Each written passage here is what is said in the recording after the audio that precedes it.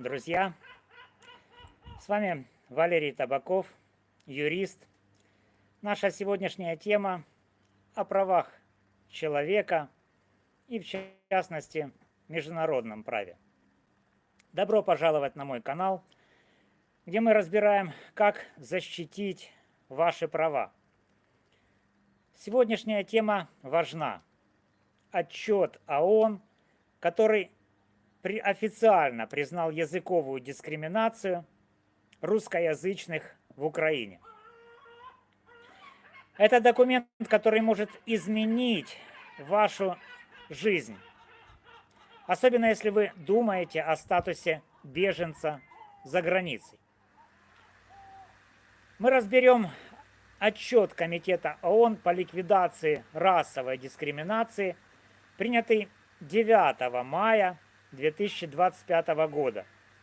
Особое внимание уделим пункту 19а, где прямо говорится о дискриминации русскоязычных, армян и ромов. Я объясню, что это значит для вас, как это можно использовать для защиты ваших прав в Украине, и как этот документ поможет получить статус беженца в Европе, США или Великобритании. Также мы затронем уникальные группы, например, тех, кто считает себя потомками граждан Великой Болгарии. Оставайтесь со мной до конца, чтобы узнать, как действовать.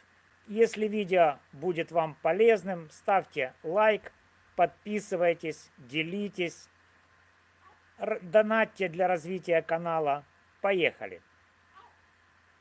Документ CERD-C-UKR-CO 24-26 – это заключительное наблюдение Комитета ООН по ликвидации расовой дискриминации.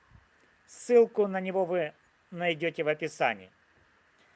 Он был принят после рассмотрения отчета Украины на 115-й сессии в апреле-мае 2025 года. Этот комитет следит за тем, как страны выполняют Конвенцию о ликвидации всех форм расовой дискриминации, подписанную Украиной. Отчет прямо указывает на нарушение прав русскоязычных граждан Украины. Это не просто слова. Это официальный документ ООН, который имеет юридическую силу и может использоваться в судах, международных организациях и иммиграционных процессах. Он подтверждает, что в Украине есть системная дискриминация, особенно в отношении языковых прав. После 2022 года, с началом войны в Украине, усилились ограничения на использование русского языка. Законы о государственном языке и национальных меньшинствах сократили возможности для русскоязычных в школах, СМИ и общественной жизни. ООН обратила на это внимание и сделала выводы, которые мы сейчас разберем. Прочитаем ключевой пункт 19а отчета. Он гласит: Закон о национальных меньшинствах, общинах Украины и его поправки, включая проект закона номер 13169, дискриминируют этнические и этноязыковые меньшинства, чьи языки не являются официальными языками ЕС, такие как русский, армянский и ромский, в частности, в отношении прав на образование на родном языке. участие в выборах и культурных прав. Что это значит? В части закона о национальных меньшинствах номер 2827-9 от 2022 года, который регулирует права меньшинств. Однако этот закон отдает приоритет языкам ЕС, ну, например, венгерскому, польскому, а русский, армянский и ромский языки оказались в менее выгодном положении. В части образования школы с преподаванием на русском языке закрыты или переведены на украинский. Это нарушает право детей учиться на родном языке. И в части выборов ограничения на политическое участие для групп, связанных с русским языком, могут касаться запрета на создание партий или участие в выборах.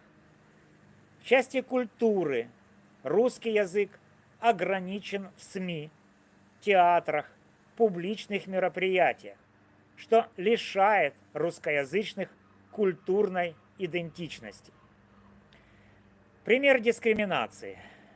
Представьте, ваш ребенок ходил в русскоязычную школу, но с 2020 года ее перевели на украинский язык.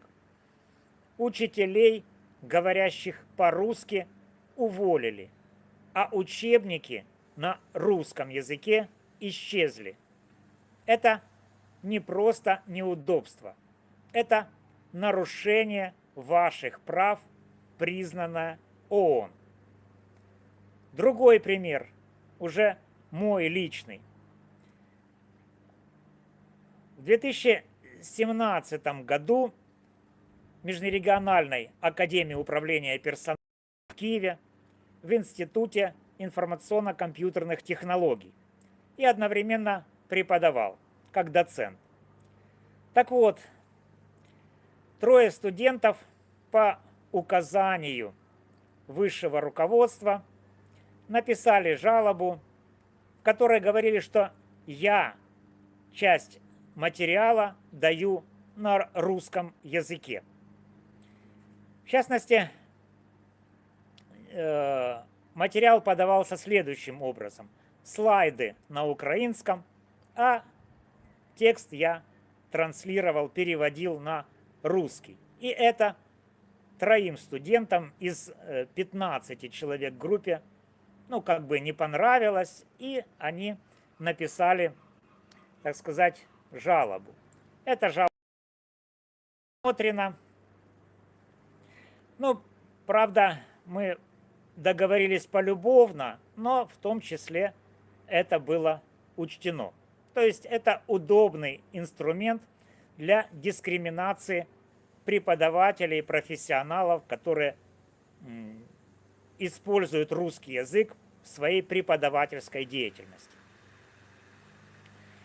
Что касается потомков Великой Болгарии. Если вы идентифицируете себя как потомок граждан Великой Болгарии, исторического государства VII века на территории Поднепровья, Приазовья, Крым, Дон и Кубань, вы можете быть частью русскоязычной общины или иметь уникальную этническую идентичность. Если вы используете русский язык как основной, вы также подпадаете под действие этого пункта. А использование русского языка в данном случае оправдано, поскольку русский происходит от церковнославянского или староболгарского языка. Ваша историческая идентичность может усиливать дискриминацию, особенно если вы жили или живете в Крыму или в других регионах, таких как, например, Приазовье, Поднепровье, Киев, где права русскоязычных ограничены. Юридическая сила. Пункт 19 А отчета ООН – это не просто критика Украины, это официальное признание ООН того, что Украина нарушает международные обязательства. Вы можете использовать этот документ в судах, чтобы требовать восстановления ваших прав или в иммиграционных процессах за границей для получения статуса беженца. Что такое статус беженца? Статус беженца – это защита, которую страны предоставляют людям, подвергающимся преследованию по признакам расы, религии, гражданства, политических убеждений или принадлежности к социальной группе. Языковая дискриминация может быть основанием, если она связана с вашей идентичностью как русскоязычного. Почему отчет помогает? Документ СЭРТ подтверждает, что русскоязычные в Украине подвергаются системной дискриминации.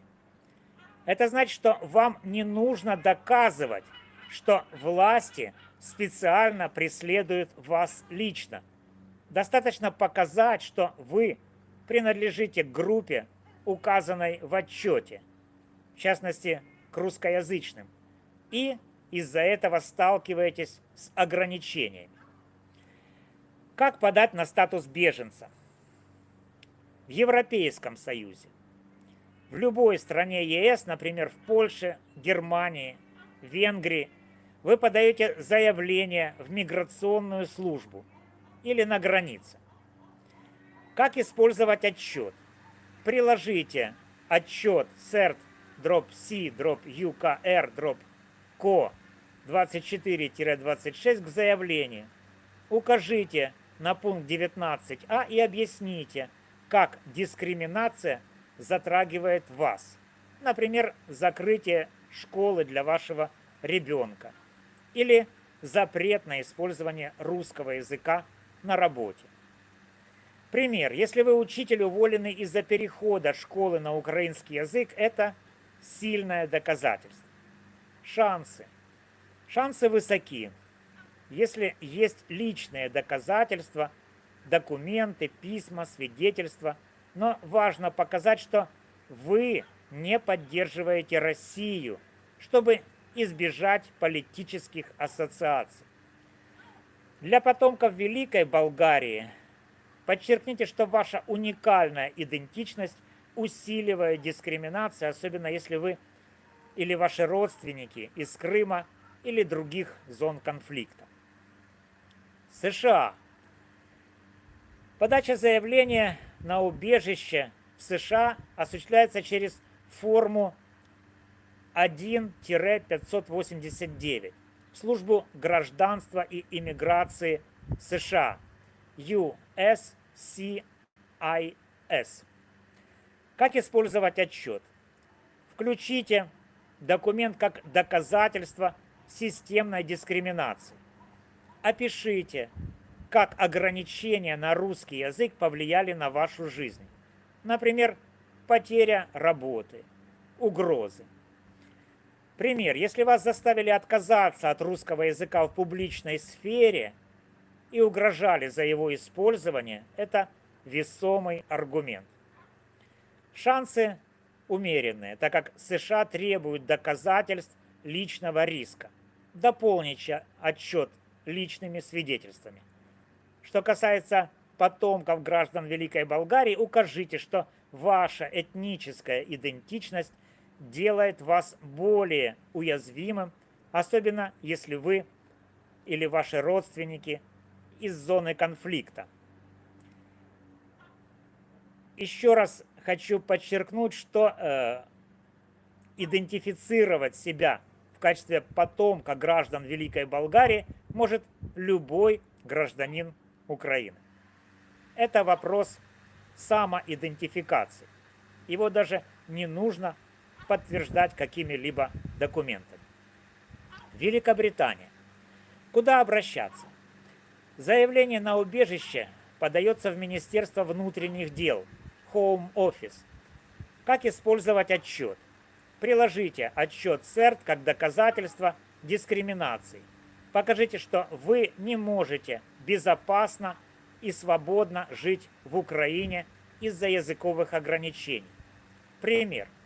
Если вас исключили из культурного мероприятия за использование русского языка, это можно представить как преследование. Шансы умеренны, но документ ООН укрепляет дело. Избегайте политических ассоциаций с Россией. Настаивайте на том, что вы гражданин Украины. Для потомков Великой Болгарии подчеркните связь вашей идентичности с русским языком и историческими регионами, где права ограничены. Что нужно для успеха? Для успеха необходимо доказательство личной дискриминации, письма из школ, справки об увольнении, свидетельства об угрозах, даже онлайн. Отчет СЭРТ как основа. Вы можете ссылаться на пункт 19а, а также другие пункты, например, 29д о дискриминации при эвакуации. Помощь юристов. Обратитесь к правозащитным организациям, таким как UNHCR или Amnesty International. Четкая идентичность. Подчеркните, что вы русскоязычный гражданин Украины, а не сторонник России. Теперь, что касается защиты ваших прав в Украине. Если вы остаетесь в Украине, используйте отчет для защиты своих прав. Пункт 19а обязывает Украину пересмотреть закон о национальных меньшинствах. Вы можете подать жалобу уполномоченному Верховной Рады по правам человека на сайт ombudsman.gov.ua. Обратиться в суд, ссылаясь на отчет ООН и Европейскую конвенцию о правах человека. Связаться с НПО, которые защищают права меньшинств, например, с крымско-татарским ресурсным центром.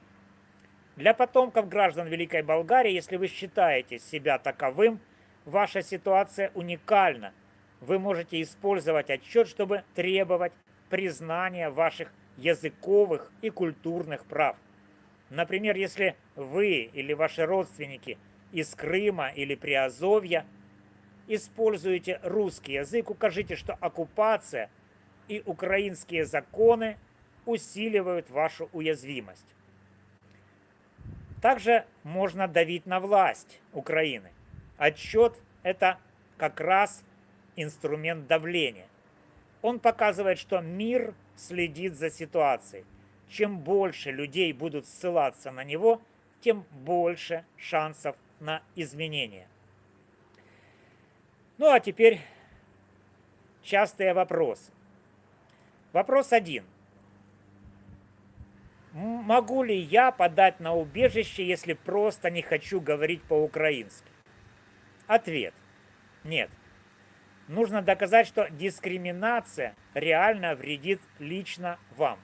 Например, вас уволили, угрожали или лишили образования. Ну, сейчас это сплошь и рядом. Например, водители такси, Uber, они сплошь и рядом подвергаются дискриминации и увольнению на языковой почве. Отчет помогает, но нужны личные, повторяю, личные доказательства. Вопрос 2.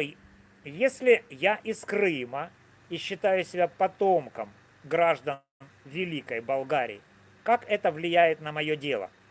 Ответ. Ваша идентичность усиливает дело, особенно если вы русскоязычный и живете лично или ваши родственники в оккупированной зоне. Укажите, как законы Украины и оккупация ограничивают ваши права. Вопрос 3. Не подумают ли, что я поддерживаю Россию? Ответ. Чтобы этого избежать, акцентируйте свою культурную идентичность как русскоязычного украинца. Ссылайтесь на отчет ООН, а не на политические взгляды. Итак, что в итоге? Отчет ООН CERT-C-UKR-CO-24-26 – это ваш инструмент для защиты прав. Пункт 19а подтверждает, что русскоязычные в Украине подвергаются дискриминации. Вы можете использовать его, чтобы бороться за свои права в Украине или подать на статус беженца в ЕС, США или Великобритании. Для потомков граждан Великой Болгарии это шанс подчеркнуть свою уникальную идентичность и уязвимость. Что делать дальше? Соберите доказательства дискриминации, документы, письма, свидетельства. Обратитесь к юристу или НПО для подготовки жалобы или заявления на убежище. Следите за моим каналом, я буду рассказывать, как развивается ситуация и как вы можете использовать международные документы для защиты своих прав. Если это видео было полезным, ставьте лайк, подписывайтесь, делитесь с друзьями. По возможности поддерживайте канал донатами. Ссылки на карты для донатов вы увидите в первом закрепленном комментарии под этим видео. Напишите в комментариях, сталкивались ли вы с языковой дискриминацией в Украине и какие вопросы у вас есть. Я разберу их в следующих видео. Вместе мы защитим ваши права. С вами был юрист Валерий Табаков. До новых встреч!